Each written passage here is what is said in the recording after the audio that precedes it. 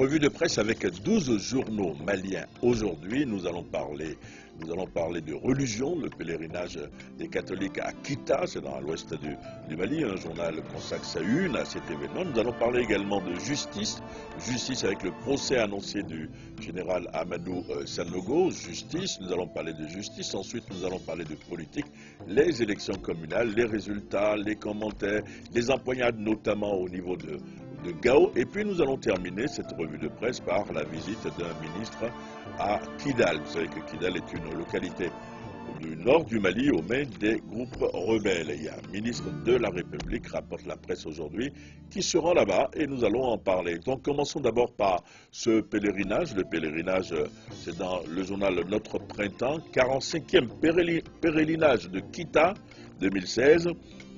On voit la une.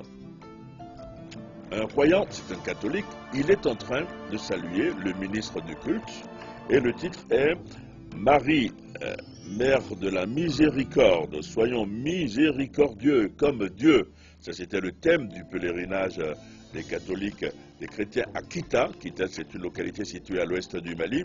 Ils étaient nombreux cette fois-ci, ils étaient plus nombreux que les années passées, révèle le journal Notre Printemps, jusqu'à 17 000 pèlerins cette année à Kita pour célébrer Dieu. C'est un article à lire à la page 5, l'article est signé de Bara de Dara.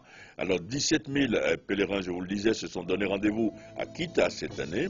Des catholiques, des chrétiens, il y avait des hommes, des femmes, des jeunes, des vieux, ont répondu présents à cet événement religieux de grande portée, précise le journal, de grande portée pour l'Église au Mali.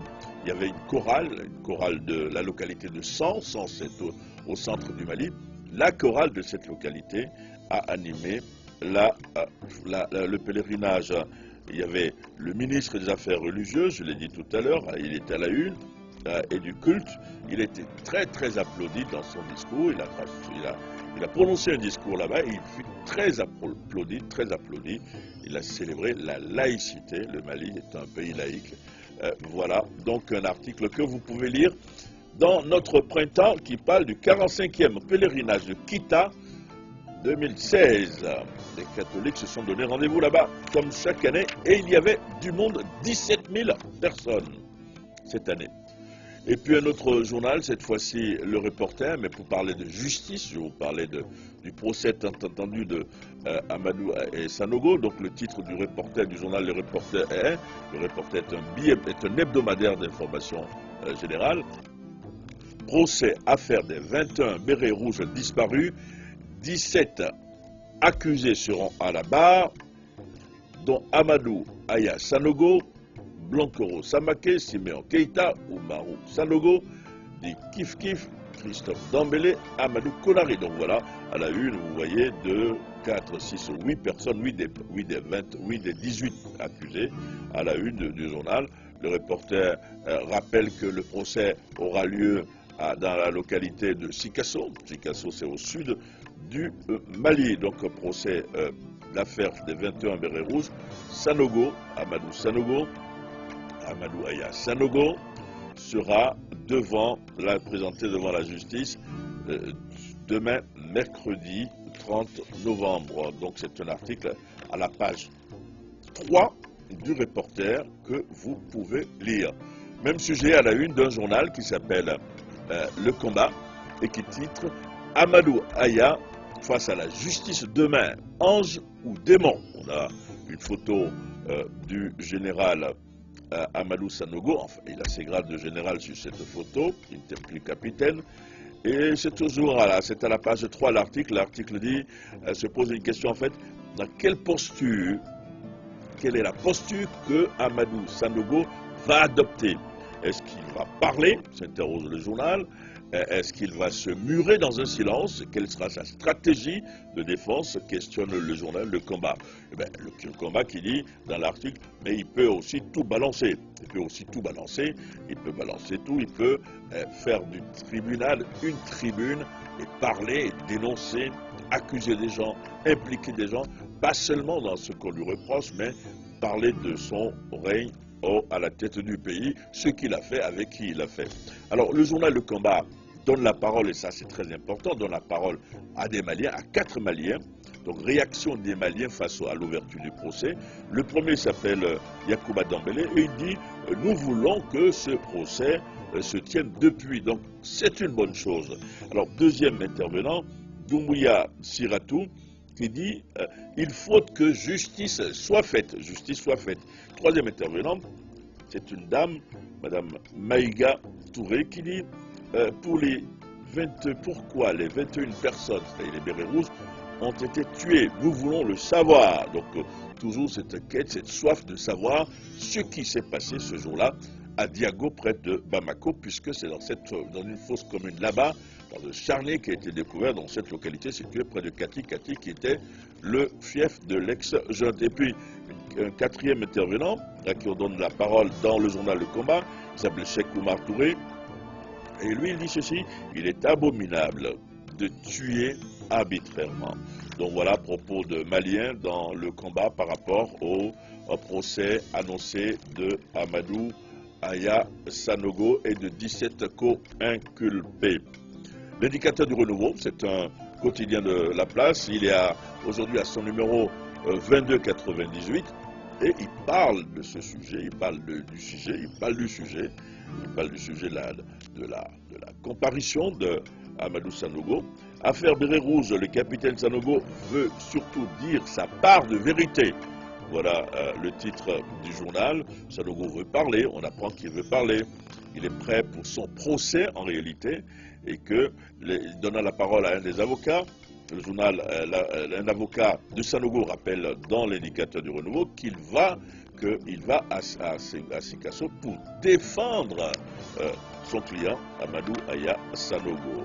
Un autre journal de la place, l'Indépendant, qui est un quotidien privé, aborde le thème également à la une de son journal, et le terme est ouverture demain à Sikasso du procès des meneurs de l'ex-junte putschiste. Chaude empoignade en perspective entre Sanogo et ses ex-compagnons dans l'exécution des 21 bérets rouges. Alors, on voit à la une photo, un portrait de Amadou Sanogo. Ce que dit l'Indépendant, affirme qu'il y aura entre les accusés eux-mêmes des problèmes, c'est-à-dire qu'ils vont se rejeter très probablement la responsabilité. Donc ça va faire beaucoup de bruit, un procès qui va faire beaucoup de bruit, selon l'Indépendant. L'Indépendant qui dit qu'il y a une très forte mobilisation à l'occasion de ce procès à Sikasso, qu'il y a une vingtaine d'avocats, selon le journal, une vingtaine d'avocats et plus de 250 accréditations pour suivre ce procès. Donc un article que vous pouvez lire à la page 2 du journal L'Indépendant. Les Échos abordent également le thème à la une, la fin de miel. Le procès Sikasso, c'est à la page 5. Le procès Amadou Aya Sanogo s'ouvre demain. Donc un titre, voilà. On voit la une également un autre portrait de Sanogo. Là, le regard un peu fuyant, plutôt. Il est en kaki, alors qu'ailleurs, il était plutôt en tenue militaire. Il était en tenue militaire, mais là, il est en tenue plutôt kaki, le béret vert vissé sur la tête. Et donc, le journal que nous apprend l'Écho, c'est à la page 5, les Échos parlent du sujet à la page 5, et c'est un article qui est signé Amadou Sidibé, qui dit 36 mois après son arrestation, le procès s'ouvre enfin. Enfin, que les avocats risquent de demander la comparution de certains compagnons ou ex-compagnons de Sanogo qui n'ont pas été jusqu'à présent inquiétés. Donc, selon le quotidien Les Échos, il risque d'avoir de graves révélations à ce procès. Certains qui ne sont pas accusés vont être appelés pour témoigner et que ces personnes seraient actuellement dans les rouages de l'État malien. Donc voilà ce qu'affirment Les Échos. Des Échos, passons à l'Essor, le quotidien gouvernemental d'information, qui a eu l'une des idées les plus originales à la veille de ce procès, c'est interviewer, demander un entretien au procureur général après de la cour d'appel de Bamako à propos du procès Sanogo. Et le procureur a parlé, il dit tout est fin prêt. Voilà ce que dit le procureur général Mohamed Lamine Koulibaly. Il dit ceci dans le journal L'Essor, il dit « Je veux être très clair et très affirmatif.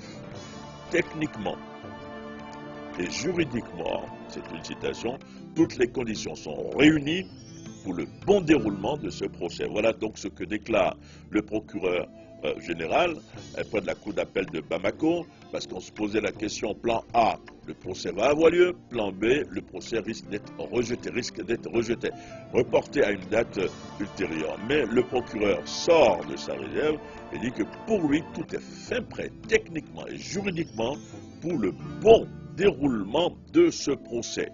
Alors, le journal lui pose la question de savoir, mais pourquoi tenir ce procès à Sikasso, au sud, et pourquoi pas à Bamako? Le procureur général répond, il dit, d'abord, c'est la région la plus peuplée du Mali. Or, le principe de la justice, c'est de rapprocher la justice des justiciables. Donc, permettre à un grand nombre de suivre l'événement. Bon, on peut quand même faire observer qu'il sera diffusé par la télévision nationale. Donc, même si c'était à Bamako, on aurait pu diffuser le procès à la télévision pour que les Sikassois, les Kidalois, les Tomboxiens ou encore les habitants de Mopti ou de Gao suivent le procès. Alors, il y a une deuxième raison importante, celle-là, plus importante que la première, qui explique pourquoi le procès ne se tient pas à Bamako. Et on l'apprend du procureur général qui explique qu'il y a une session déjà de la cour d'assises à Bamako et qu'on ne peut pas ouvrir deux sessions dans la même ville, raison donc pour laquelle ce procès se tient à Sikasso. Donc un entretien qu'il a accordé à cœur ouvert, comme on le dit au quotidien gouvernemental L'Essor, qui a peut-être eu, comme je le disais tout à l'heure, l'une des idées les plus originales à la veille du procès, aller solliciter un entretien avec le procureur général. Donc voilà pour le procès Sanogo. Très rapidement, nous allons parler des communales. Élections communales, c'est dans le Toguna par exemple, les élections à Gunda, vous savez que là-bas, Mme Oumou Sall, en apothéose ses adversaires genouillés, voilà le titre, on voit une foule, donc Oumou Sall parle pour la première fois, l'une des premières fois qu'elle parle après les résultats, elle dit « J'aime Gundam et c'est un devoir nécessaire qui m'incombe d'œuvrer pour son épanouissement ». Voilà ce qu'elle dit après les premiers propos donc de la maire reconduit. L'Info Matin parle aussi des communales et cette fois-ci, ce sont les responsables de l'ADEMA qui n'avaient jusque-là pas parlé, qui ont parlé.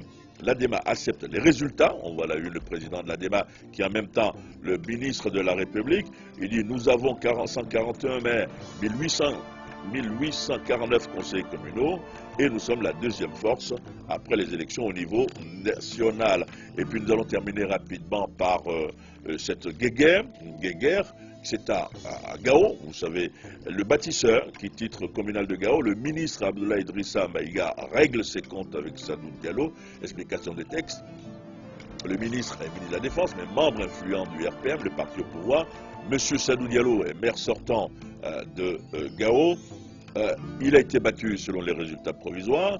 Le ministre aurait déclaré que tout sauf un maire de l'opposition à Gao, rapporte le bâtisseur, voilà ce que dit le bâtisseur. Et maintenant, le caïman de l'Aisne donne la parole à M. Sadou Diallo qui conteste les résultats, qui dit « j'ai gagné, c'est moi qui ai gagné, ils ont volé ma victoire ».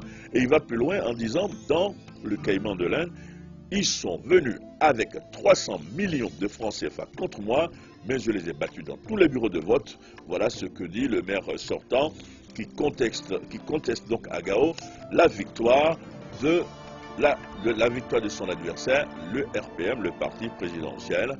Et nous terminons là, cette revue de presse par le Tchikan, cette fois-ci, pour parler de Kidal. Le Tchikan à la une nous annonce que le ministre de l'Énergie et de l'Eau se rend ce matin à Kidal au mai des groupes rebelles. Pourquoi M. Malik Al-Husseini se rend là-bas? Il se rend à Kidal pour le rétablissement des services sociaux de base.